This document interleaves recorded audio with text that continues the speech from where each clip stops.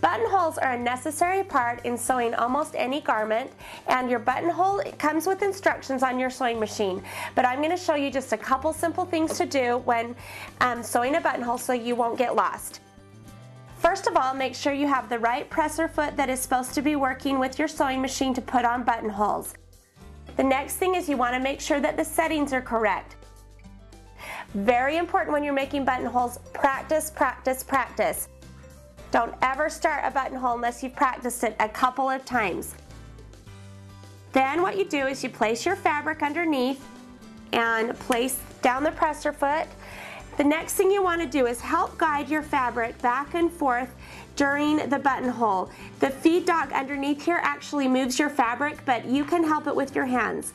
So I'm going to right now start sewing in another buttonhole, and I'm helping it just along a little bit. I usually practice buttonholes about 4 or 5 times before I sew, and I have been sewing for a lot of years, so don't get frustrated if you don't get it right the first time. Just make sure that you practice.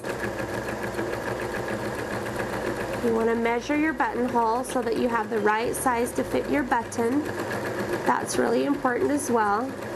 Then, see, on my sewing machine, my needle goes up and down a couple times and it ties off its own knot on the buttonhole.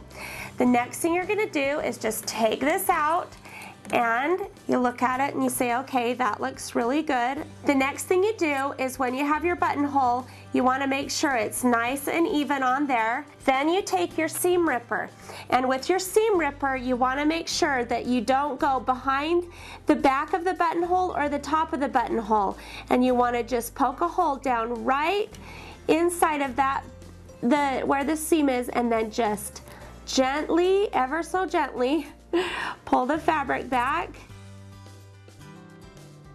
and there you have it, buttonholes. And remember, with a buttonhole, practice makes perfect.